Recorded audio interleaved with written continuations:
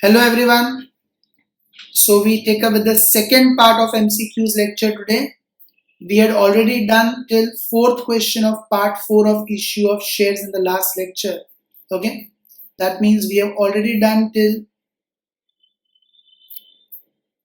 question number 22. We have already done till question number 22. We take up with 23rd question onwards today. Okay. So all of you take out the study material of your objective questions. We are taking up with question number 23 today.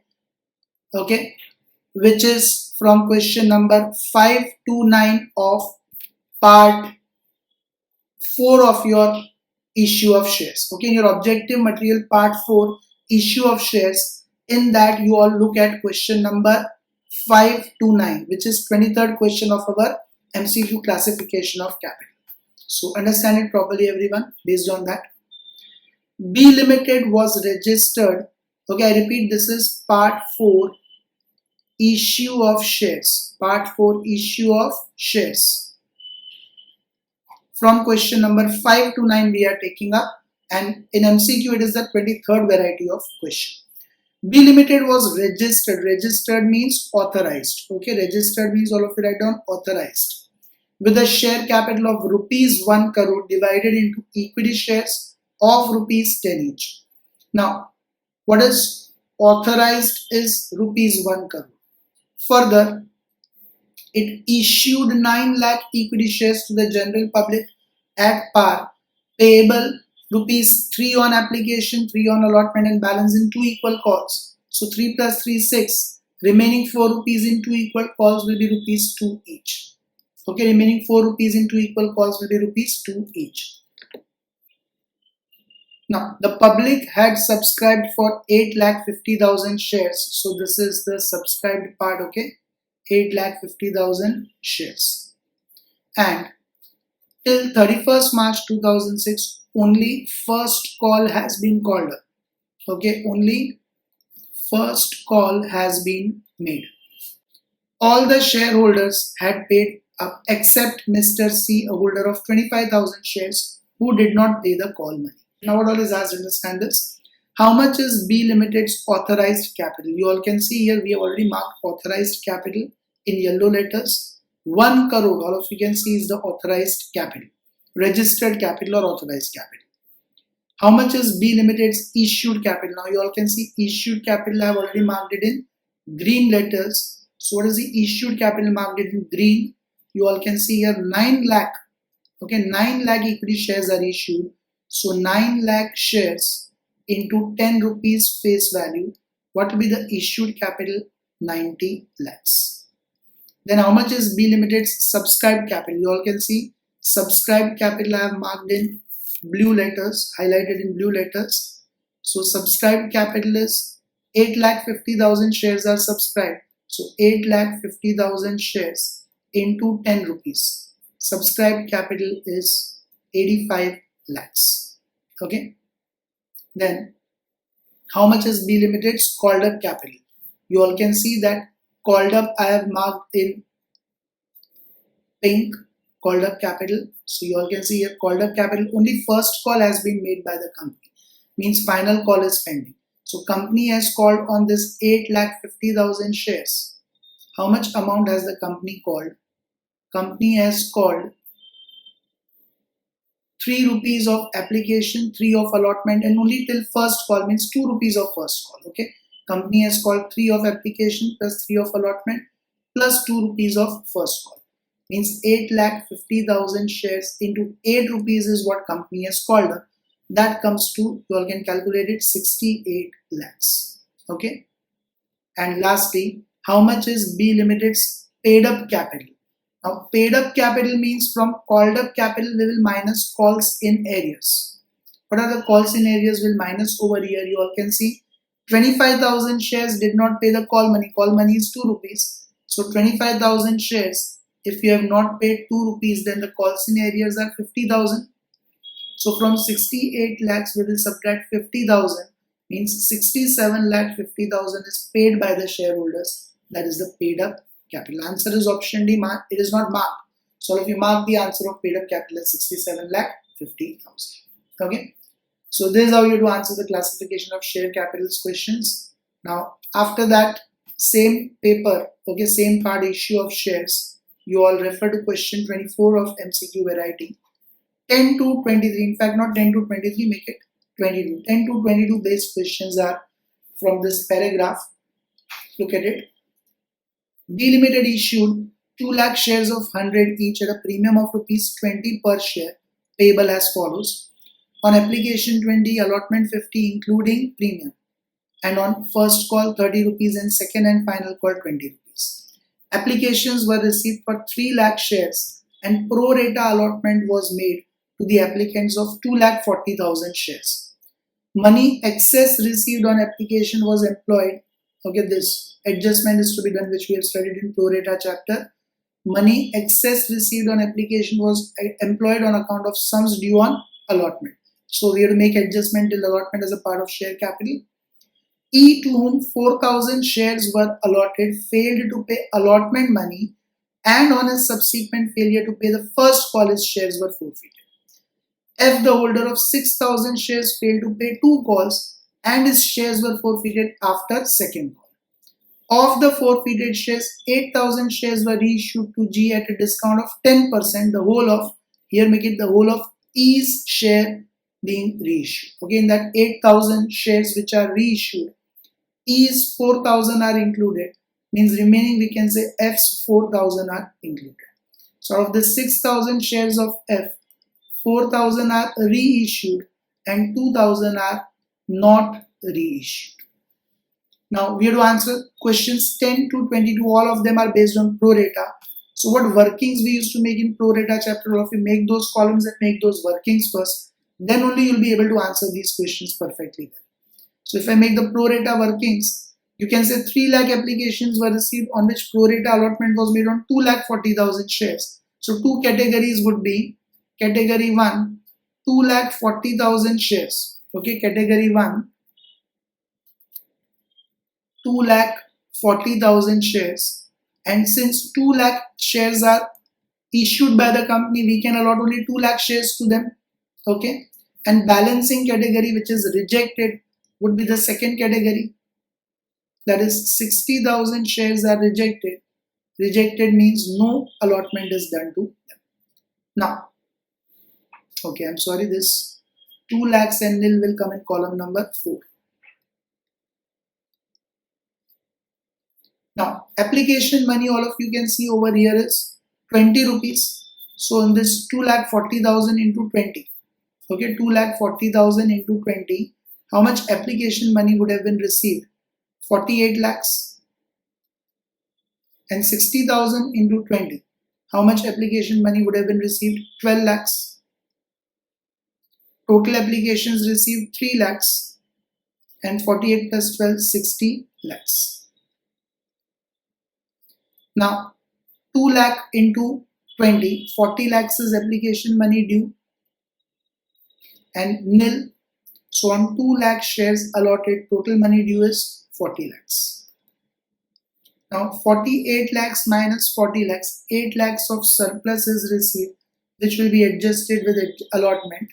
Nothing to refund, and call it will not go because sufficient money is not there, so you do not waste time on your workings. And here entire 12 lakhs will be refunded. Okay, so total adjustment with allotment is 8 lakhs and refund is 12 lakhs. Now regarding the call scenarios, since E who has been 4,000 shares have been allotted has failed to pay allotment money, his calculations will have to do below this forfeiture itself. This is what we used to do in that chapter also. For Mr. E, 4,000 shares have been allotted, means how many shares he would have applied for? 4,000 into 2,40,000 divided by 2 lakhs.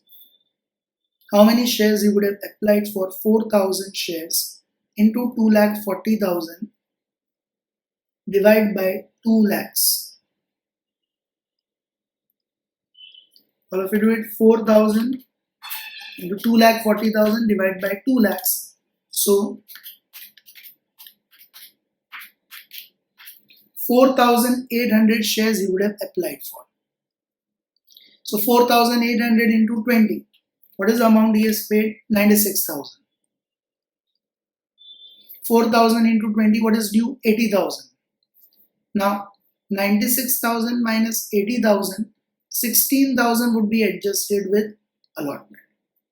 Okay, surplus money of 16,000 would be adjusted with allotment. Now, if we talk about the amount forfeited workings, okay, amount forfeited workings, then for Mr. E, we can say directly this 96,000 what is paid by him is forfeited. And in case of Mr. F, since Mr. F has not paid, okay, F holder of 6,000 has not paid 2 calls. So there we do it in the traditional manner. Means F has paid application money of 20 plus 30, because in 50 rupees 20 is premium, means you can say 30 is towards the face value, that will be forfeited. So 20 plus 30, 50 rupees will be forfeited in case of 6,000 shares of Y. Okay, in case of 6,000 shares of Y, sorry, of F, 30 rupees plus 20 rupees application and allotment. So 50 rupees will be forfeited. So 6,000 shares into 50 rupees, 3 lakhs will be forfeited. Now this you will divide in 2 parts, because 4,000 shares have been reissued. So 4,000 into 50, 2 lakh is the money forfeited on reissued shares, and remaining 2,000 shares which are not reissued into 50 rupees, 1 lakh is the money forfeited on non-reissued shares. Okay, on reissued shares the money forfeited is 2 lakhs. Now let us answer the questions asked over here. So you all must be confident with the pro rata workings. We have been doing it in past. You can rewind the video and understand it again. I have not explained in detail because already we have done a lot of practice in the chapter of share capital. Now see here, amount received on application, you all can see directly here amount received on application. In column 3 we get 60 lakhs. So first answer we directly obtain 60 lakhs. Application money adjusted against allotment, you all can see in column number 6. Adjustment with allotment is 8 lakhs. So directly we get our answer of second answer, 11th question, 8 lakhs. Amount refunded to shareholders, see the last column 8, refunded amount is 12 lakhs. So here we directly get amount of 12 lakhs. Total amount paid by E, see here below the workings, what is the total amount paid by E? 96,000. So that is our answer of question number 13, 96,000. Total amount paid by F, that is amount forfeited of F. Look at amount forfeited, 3 lakhs. Okay, just a minute here. F has also paid premium. Forfeited is excluding premium, but otherwise what amount paid by F is 6,000 shares are forfeited, and he has paid 50 rupees of allotment plus 20 of allotment, means he has paid 70 rupees. So amount paid by F is 6,000 into 70, that is 4,20,000. Amount paid by F is 4,20,000. Total amount paid by G. Now G is the person to whom the shares are reissued. 8,000 shares are reissued at 10% discount, means 90 rupees is the reissue price. So what amount would be paid by G? 8,000 shares into 90 rupees, that is 7,20,000. Now amount transferred to share forfeiture account at the time of forfeiting E's shares. See here in the working, E's forfeiture is 96,000. Okay. Same way, amount transferred to share forfeiture account at the time of forfeiting F's shares. F's forfeiture, see here, is 3 lakhs. Okay, so be careful with these 2 points. F has paid 4,20,000 including premium, but forfeiture always excludes premium. So amount forfeited is not 4,20,000 but 3 lakh rupees. Net balance in share capital account. Now how do you find the net balance in share capital account? Is total amount minus amount forfeited on non-reissued shares. Okay, so you all can say 2 lakh shares are there, means share capital will be 2 lakh shares into face value is how much of 2 lakh shares? 100 rupees. So 2 lakh shares into 100 rupees, 2 crores. From that we will subtract amount forfeited but not reissued. Okay, amount forfeited but not reissued. You all can see here, these 2000 shares are forfeited but not reissued. And what is the amount on these 2000 shares which are forfeited but not reissued? 1 lakh. So 2 crore minus 1 lakh amount forfeited but not reissued. 1 crore 99 lakhs is the answer. Okay, make the correction here. 1 crore 99 lakhs, put 2 more zeros. Option D, 1 crore 99 lakhs is the net balance in share capital account. Once again, how would you count that? Share capital's total amount, 2 lakh shares issued of 100 rupees, 2 crores. From that, you subtract the amount forfeited but not reissued. Not reissued are 2000 shares of F. On that, the amount forfeited is 1 lakh, that we would minus. So 1 crore 99 lakhs would appear in share capital account. Now, net balance in security premium account, 2 lakh shares and 20 rupees of premium. Same way we would count it. 2 lakh shares into 20 rupees of premium means 40 lakh rupees is the total security premium. From that, you minus the premium if anyone has not paid. So E has not paid allotment money, means on this 4000 shares, E has not paid premium of 20 rupees. Okay. So out of this, what premium we have not received? 4000 shares into 20 rupees, 80,000 of premium we have not received. So 40 lakhs minus 80,000, 39 lakh 20,000 of premium will stand in the balance of security premium account. Okay. Then after that, next question, net balance in share forfeiture account. Net balance in share forfeiture account is this 1 lakh rupees which is not reissued. Okay. 1 lakh rupees which is not reissued will be there in the net balance in forfeiture account. Net balance in capital reserve account. Now, capital reserve is the amount of profit. How do you find the amount of profit? You find the amount forfeited on reissued shares minus amount forfeited on reissued shares minus discount allowed. Now, what is the amount forfeited on reissued shares? This 96,000 plus this 2 lakhs. These are reissued shares. So 96,000 plus 2 lakhs is the amount forfeited on reissued shares minus discount. We have seen 10% discount is there. Means 8,000 shares into 10, 80,000 is discount. Do it everyone. 96,000 plus 2 lakhs minus 80,000. So 2 lakh 16,000 would be the amount of profit that would be transferred to capital reserve account. Now this is important. Question 23 cancel. It is not related to this question only. It is an external different question. Net balance in bank account. Now this is important. How would you find the bank balance? Listen everyone carefully. For finding the bank balance, shortcut method, what you all do is, very first, from 2 lakh shares, you exclude this 4,000 and 6,000 shares, means 10,000 shares. From 2 lakh shares, you exclude 10,000 shares where there are calls in arrears because they have not paid the money. So you exclude them. Means we can say 1,90,000 shares. They have paid full amount of 120 rupees. Why 120? Because 20 rupees of premium is also there. So that money we will be receiving in our bank account. So 1,90,000 shares into 120 rupees, 2 crore 28 lakhs is the total amount received by the company on this 1,90,000 shares.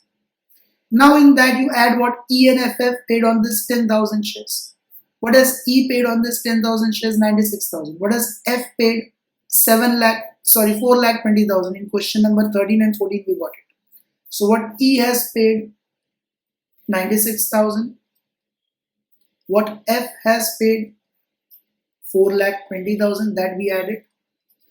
Further, what G has paid on reissue? 7,20,000.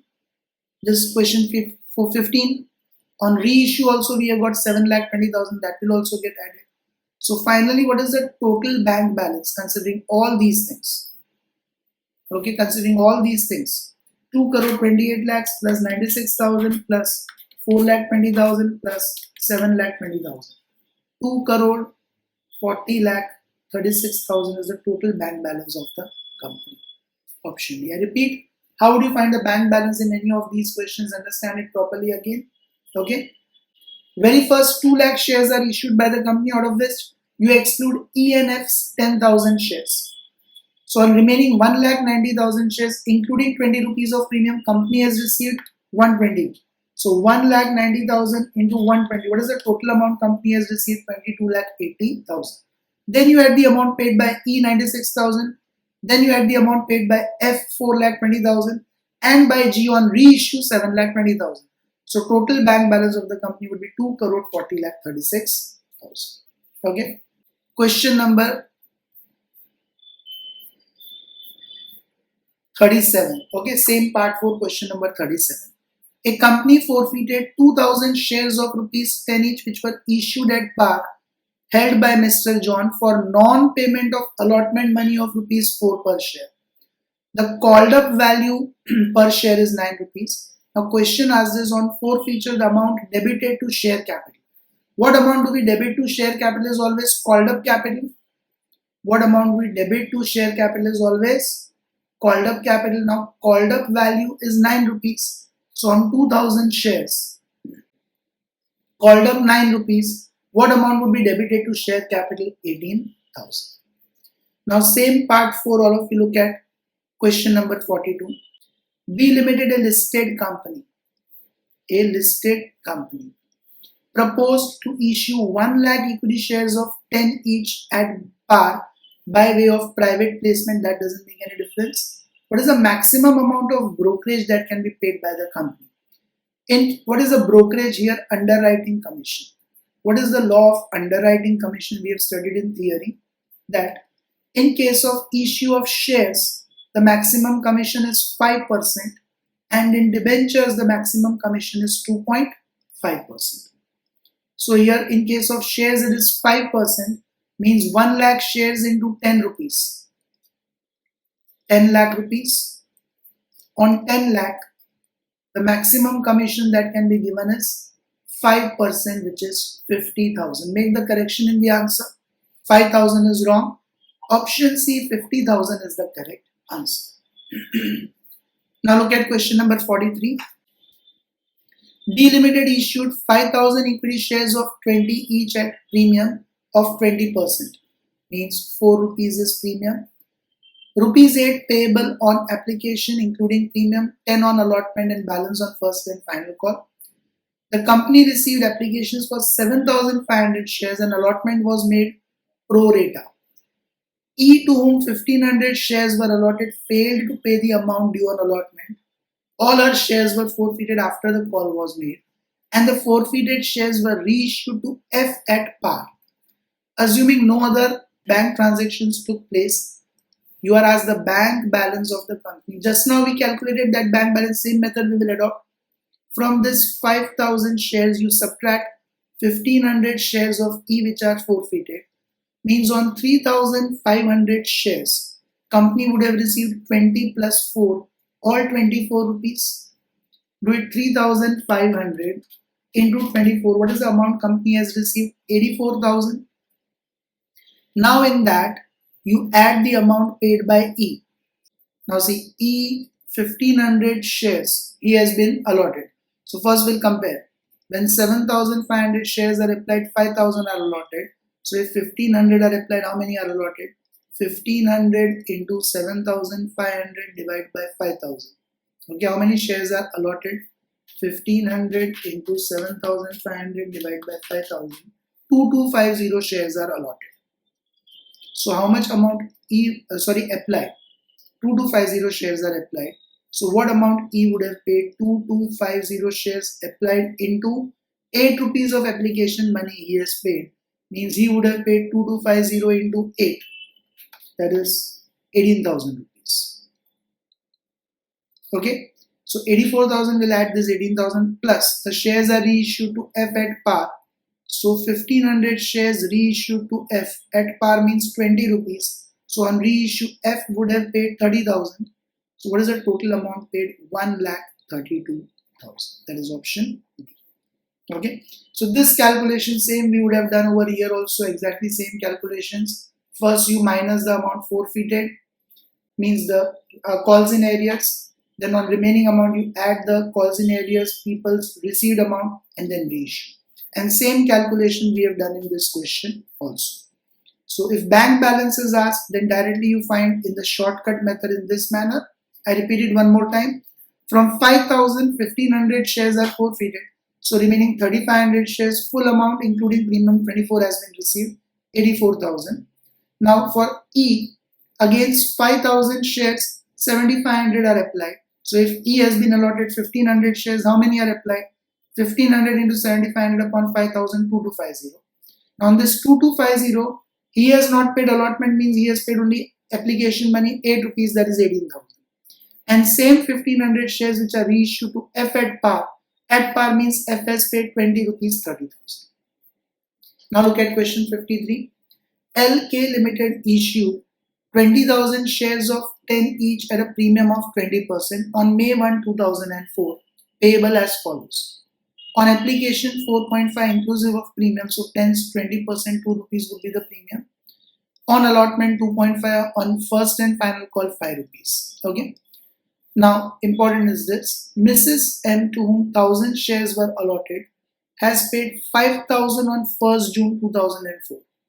And at the time of remitting the allotment money, she indicated that excess money should be adjusted towards the call. Means we can say these are calls in advance. How come calls in advance? On 1,000 shares, allotment money of 2.5, Mrs. M is supposed to pay how much of allotment money? 2,500 only. But she has paid 5,000 rupees against that. Means how much extra money has she paid? 2,500 extra she has paid, which is calls in advance. Okay, extra money paid is 2,500, which is calls in advance. The directors of the company made the first and final call on 31st October. Now she paid on 1st June and she was supposed to pay on 31st October. Means she has paid how many months in advance? June, July, August, September, October, including October, because 31st October. 5 months she has paid the money in advance. The question asks this, the company has a policy of paying interest on calls in advance. So the amount of interest paid to Mrs. M on calls in advance. Now, as per table F, we studied in the last lecture, on calls in arrears the rate is 10%, but on calls in advance the rate of interest is 12%. So on this 2,500, 12% interest will be paid by the company and for a period of 5 months. So do it everyone, 2,500, 12% interest for 5 months, that means 125 rupees of interest would be paid by the company. So your answer is 62.5 is wrong, make it option C, 125. I'll tell you why 62.5 is given, because this is the very old question. They are asked in 2004. Okay, they have asked this question in 2004 exams maybe. And at that time the rate of interest as per table A was 6%. Now table F is applicable. At that time table A was applicable and the rate of interest was 6% as per that. So now if you count it as per 12%, it won't come to 62.5, but it would come to 125. Okay. Now the last question, be attended, 54th question. The following information pertains to X Limited. Equity share capital called up is rupees 5 lakhs, calls in arrears is 40,000, advance is 25,000, proposed dividend is 50% dividend payable. Keep it in mind, dividend is always payable on paid up capital after subtracting calls in arrears. Okay, dividend is always payable on paid up capital after subtracting calls in arrears. Now here 5 lakhs is the equity share capital, from that you minus calls in arrears 40,000. So what is the paid up capital after subtracting calls in arrears? 4,60,000. On that 4,60,000 you would pay 15% dividend. Counted 4,60,000 into 15% dividend, that would come to 69,000. That is option B. Okay. Now I have covered in this MCQ only part 4 onwards. So basically part 1, 2 and 3 are very old questions and they have no relevance after 2013 Companies Act changes. So part 1, 2 and 3 all of you need not prepare from your MCQ exams point of view or even in final exams point of view. From your study material, all of you ignore part 1, 2 and 3 and you are supposed to prepare only part 4 onwards because part 1, 2 and 3 is very much outdated and those questions are out of your syllabus, which you can see in part 4 also. Just now the question what we saw. So you all ignore part 1, 2 and 3 that is simply not to be prepared by you from your mid-semester exams point of view. You are supposed to prepare only from part 4 onwards till October 2019. Okay. So with this, the complete part of HFA syllabus is over. Wish you all the best for your coming exams and any doubts I'm just a call away. Okay, you can give me a call on my number 94263 if you have any doubts in any of the MCQ questions. That will be all for this lecture. Bye everyone. Take care. See you in the next lecture.